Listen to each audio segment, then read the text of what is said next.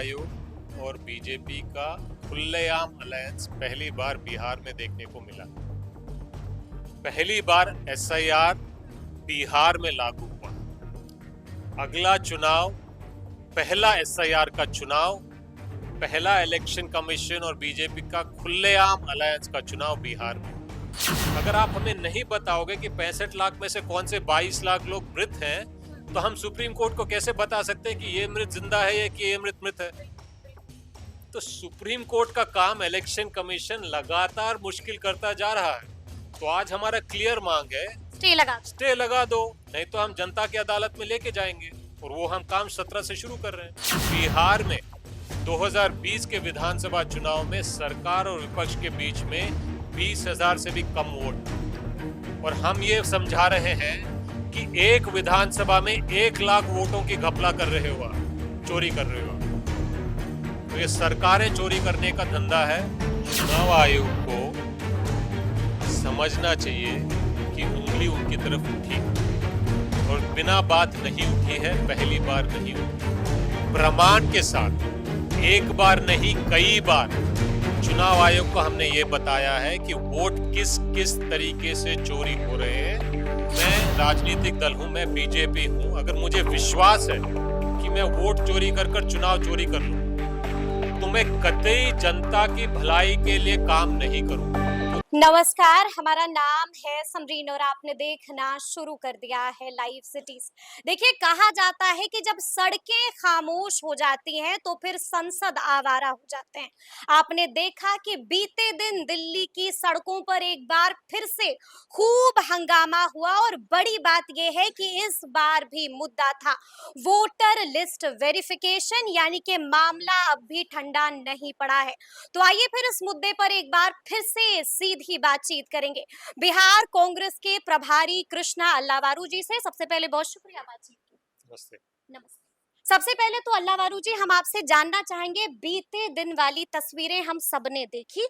हमने देखा कि किस तरह से दिल्ली की सड़कों पर हंगामा हुआ। राहुल गांधी, प्रियंका गांधी को भी 2 घंटों के लिए हिरासत में ले लिया गया था। लेकिन उसके बाद हमने ये भी देखा कि इसका कोई फल नहीं निकला है। इस पर क्या? देखिए, अगर 300 सांसद देश भर से एक आवाज में एक मुद्दे के खिलाफ खड़े हैं और आवाज उठा रहे हैं, तो ये बहुत गंभीर मामला है। तो जो इस देश की बुनियाद है, भारत की बुनियाद है, लोकतंत्र की बुनियाद है, वो है कि एक इंसान एक वोट।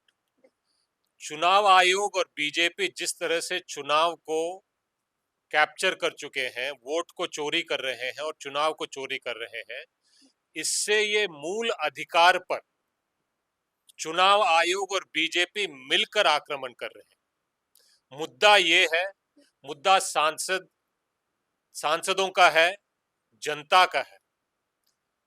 जब आप मत पे हमला करते हो, मतलब आप आम आदमी की आवाज को दबा रहे हो, उसका गला घोट रहे हो। लोकतंत्र की हत्या। बिल्कुल। अगर मैं राजनीतिक दल हूं, मैं बीजेपी हूं, अगर मुझे विश्वास है कि मैं वोट चोरी कर चुनाव चोरी कर लूंगा, तो मैं कतई जनता की भलाई के लिए काम नहीं करूंगा। क्योंकि मुझे पता है कि अब मैं काम करूं या ना करूं, जनता वोट दे या ना दे, मैं चुनाव वोट चोरी कर चुनाव चोरी कर लूंगा। तो मूल मुद्दा ये है, अगर ऐसा होता है तो जनता को सबसे ज्यादा नुकसान पहुंचता है। क्योंकि जो भी सरकार बनेगी, उनके आशीर्वाद के बिना बनेगी। तो उनके आशीर्वाद के बिना बनेगी तो उनके लिए काम नहीं करेगी। लेकिन फल कहाँ कुछ निकला? आप लोग सड़कों पर भी उतरे, हिरासत में भी ले लिए गए, लेकिन फिर भी फल नहीं निकला। फल अभी तक नहीं निकला, इसका मतलब ये नहीं है कि जो सड़क और संसद में संग्राम चल रहा है वो रुकेगा। पहले भी हम सड़क पे उतर के आए थे, सदन में भी हमने उठाया मामला, बिहार के सदन में भी, न्यायालय में भी लड़ रहे हैं, संसद में भी लड़ रहे हैं। आने वाले दिनों में जनता की अदालत में बिहार में यात्रा के माध्यम से लड़ेंगे। लेकिन विरोध जारी रहेगा, जनता की आवाज बनकर। चुप नहीं बैठेंगे। क्यों चुप बैठे? जनता की आवाज की बात है, जनता के हित की बात है, जनता के भविष्य की बात है, जनता के अधिकार की बात है। तो ये विपक्ष जब तक इसको रोकेगी नहीं, हम रुकेंगे नहीं। लेकिन आपने ये सुना ना कि चुनाव आयोग का भी जवाब आ गया है और चुनाव आयोग ने साफ साफ कह दिया है कि राहुल गांधी या तो घोषणा पत्र पर साइन कर दे, नहीं तो फिर माफी मांग ले। क्या करेंगे इन दोनों में से राहुल गांधी? माफी मांगेंगे या फिर घोषणा पत्र पर सिग्नेचर करेंगे? चुनाव आयोग को समझना चाहिए कि उंगली उनकी तरफ उठी है और बिना बात नहीं उठी है, पहली बार नहीं उठी। प्रमाण के साथ एक बार नहीं कई बार चुनाव आयोग को हमने ये बताया है कि वोट किस किस तरीके से चोरी हो रहे हैं और कितने बड़े पैमाने पे हो रहे हैं। चुनाव आयोग को अगर ढंग से अपने फर्ज निभानी है तो वो चुनावी प्रक्रिया में जो कमियां बताई गई हैं, आधार के माध्यम से बताई गई हैं, प्रमाण के साथ बताई गई हैं, उसको सुधारने में काम करना चाहिए। जी। वो ये नहीं कह रहे हैं कि वोटर लिस्ट हम दे रहे हैं, वो ये नहीं कह रहे हैं कि सीसीटीवी कैमरा फुटेज हम रिलीज कर रहे हैं। अगर गलती नहीं है वोटर लिस्ट में तो वोटर लिस्ट आप मशीन रीडेबल फॉर्म में क्यों नहीं देते? अगर सीसीटीवी फुटेज में कोई घपला है ही नहीं तो जारी सीसीटीवी क्यों नहीं फुटेज कर? क्यों नहीं जारी कर रहे हो? हाँ। आप सीसीटीवी फुटेज डिस्ट्रॉय कर रहे हो, मतलब उसको नष्ट कर रहे हो। यानी कि दाल में कुछ काला है? अगर नहीं है तो हाँ। क्यों छुपा रहे हो? और सबसे बड़ी बात, हम्म, आधार के माध्यम से सवाल पूछे जा रहे हैं, हम्म, खुलेआम मीडिया के माध्यम से सारे पैमाने सादे आधार हमने दे दो। सामने दे दिए और चुनाव आयोग क्या कह रहा है? आप एफिडेविट लिख के दो। हम्म, अरे भाई, मीडिया से बड़ी एफिडेविट क्या चाहिए आपको? पहले भी हमने लिखित में दिया है, सुप्रीम कोर्ट में भी लिखित में दिया है, खुलेआम देश के सामने हमने सारी चीज ब्लैक एंड व्हाइट में रख दी है। चुनाव आयोग का सबसे कमजोर रिस्पांस जो हो सकता था है वो है, वो ये नहीं कह रहे कि ये गलत है, ये गलत है, ये गलत है, ये गलत है। वो ये नहीं कह रहे कि ये लो सीसीटीवी फुटेज, कोई गलती नहीं है।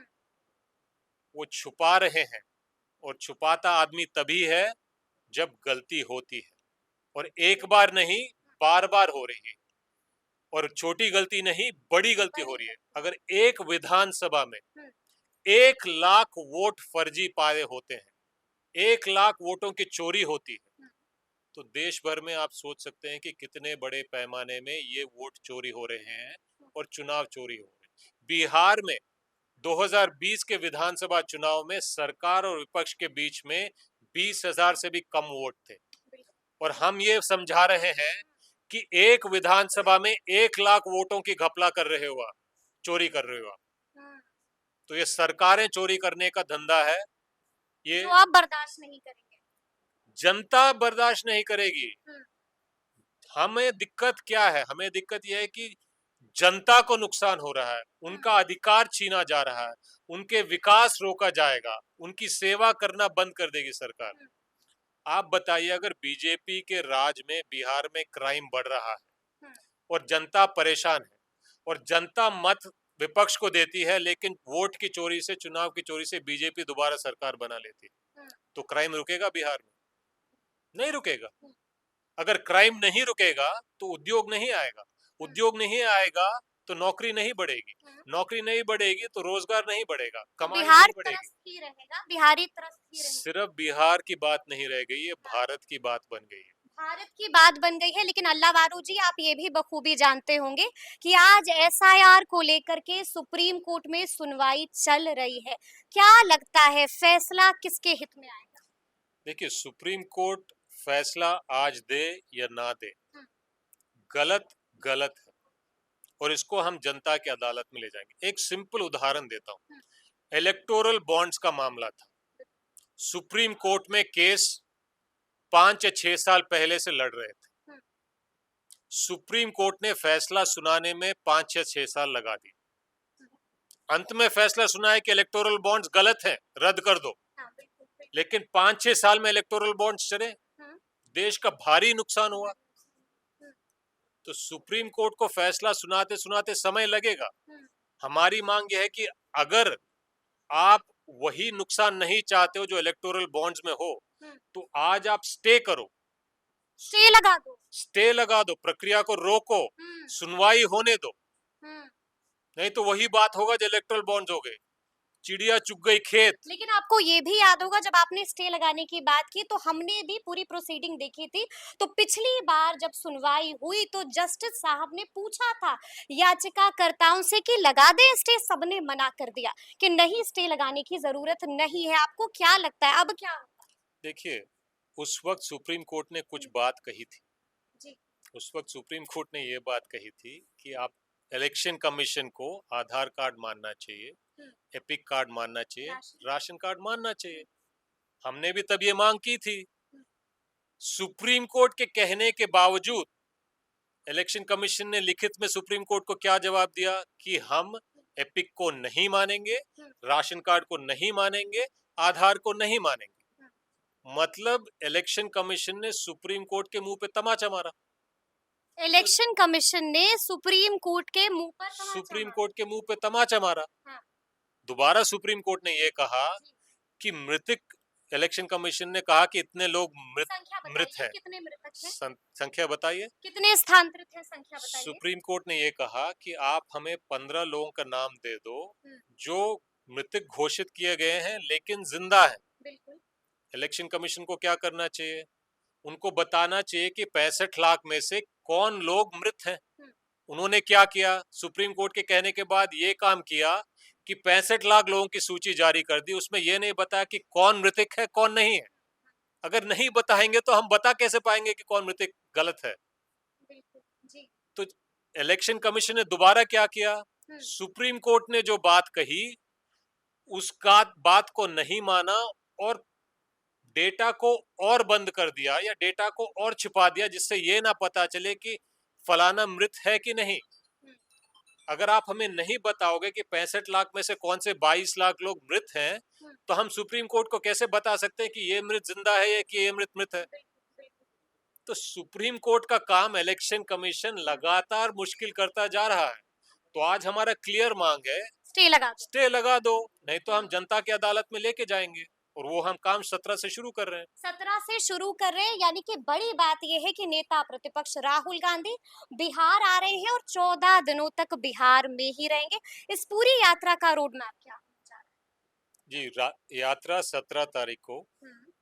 सासाराम से शुरू होगी।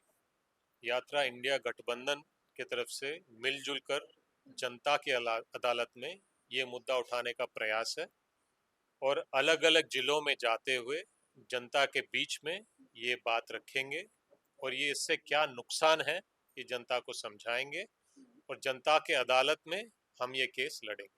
और कौन-कौन से बड़े-बड़े नेता शामिल हो हमें उम्मीद है कि बिहार के सारे बड़े नेता रहे हैं? उसमें शामिल रहेंगे, हर दल के बड़े नेता। और उम्मीद ये भी है कि इंडिया गठबंधन के बाकी प्रदेशों से भी जो बड़े नेता हैं हम्म, वो भी टाइम टू टाइम इसमें आएंगे और भाग लेंगे।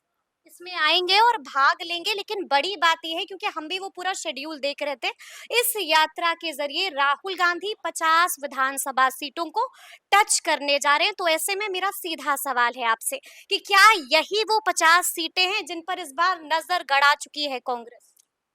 देखिए, इन पर ही ताल ठोकना चाह रहे हैं आप? यात्रा का और रूट जो है हाँ। उसमें हमारा ये प्रयास है कि जो समय है उसमें ज्यादा से ज्यादा जिले हम कवर कर पाए।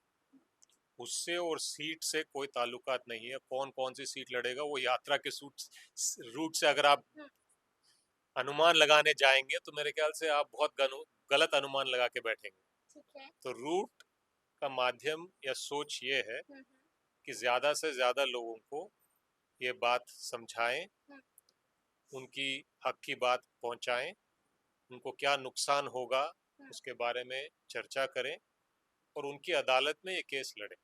लेकिन कारण क्या है? क्यों अचानक से राहुल गांधी का फोकस बिहार की तरफ बढ़ गया है? क्योंकि चुनाव आयोग हम्म, और बीजेपी का खुलेआम अलायंस पहली बार बिहार में देखने को मिला। पहली बार एसआईआर बिहार में लागू हुआ। अगला चुनाव, पहला एसआईआर का चुनाव, पहला इलेक्शन कमीशन और बीजेपी का खुलेआम अलायंस का चुनाव बिहार में। तो जाहिर सी बात है कि हम बिहार में ही आके लड़ाई लड़ेंगे। यानी कि फोकस इसी वजह से बिहार पर है। एक अंतिम सवाल है मेरा आपसे कि प्रशांत किशोर ने भी अब राहुल गांधी का खुले तौर पर समर्थन कर दिया है और साफ-साफ कह दिया है कि राहुल गांधी जो सवाल पूछ रहे हैं जवाब तो देना चाहिए चुनाव आयोग जवाब बिल्कुल देना चाहिए। को। अब तो प्रशांत किशोर भी समर्थन में आ गए। प्रशांत किशोर या कोई भी दल या हम्म, कोई भी नेता या कोई भी नागरिक अगर एसआईआर के मामले पे, वोट चोरी के मामले पे, चुनाव चोरी के मामले पे बीजेपी और इलेक्शन कमीशन से सवाल पूछता है तो वो जनता का आवाज बन रहा है।